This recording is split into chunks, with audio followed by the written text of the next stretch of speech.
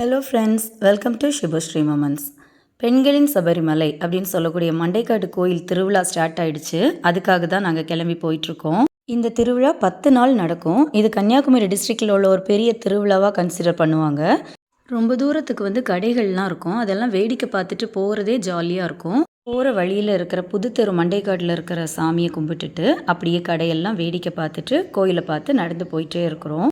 மண்டைக்காடு திருவிழாவில் கிடைக்காத பொருளே கிடையாது அப்படின்னு சொல்கிற அளவுக்கு எக்கச்சக்கமான பொருள்கள் வரும். இப்போ கோயில் பக்கத்தில் போயிட்டோம். இனி போய் சாமி கும்பிடணும். கொஞ்சம் கூட்டமாக தான் இருக்குது. முதல்ல போயிட்டு கொடிமரத்தை பார்த்து சாமி கும்பிட்டுட்டு பின்னாடி இருக்கிற பிள்ளையார் கோயில்லையும் சாமி கும்பிட்டுட்டு கோயிலுக்கு போகிறோம். அம்மனுக்கு பண்ணியிருந்த அலங்காரத்தை பார்த்தீங்கன்னா ரொம்ப அருமையாக இருந்தது. அப்படியே பார்த்துட்டே இருக்கலாம் போல் இருந்தது. சாமி கும்பிட்டு முடிச்சு பிரசாதம் வாங்கிட்டு வெளியில் வந்துட்டு மறுபடியும் கடையெல்லாம் போய் வேடிக்கை பார்த்துட்டு இருந்தோம். மண்டைக்காட்டம்மே மண்புத்திலம்மே மங்களரூபே சக்தி சொரூபே.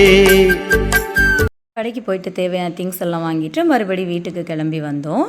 வெளியில் பார்த்தீங்கன்னா டெம்பரரியாக இருக்கிற பஸ் ஸ்டாண்டை பார்த்தோம். மண்டைக்காடு திருவிழாவுக்கு மட்டும்தான் இந்த பஸ் ஸ்டாண்ட் டெம்பரரியாக நடுவூர்கரை அப்படின்ற ஊருக்கு பக்கத்தில் இது அமைச்சிருப்பாங்க.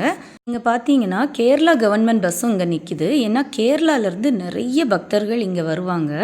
மண்டைக்காடு பெண்களின் சபரிமலைன்னு சொல்கிறதுனால நிறைய பேர் கட்டியும் இங்கே வருவாங்க.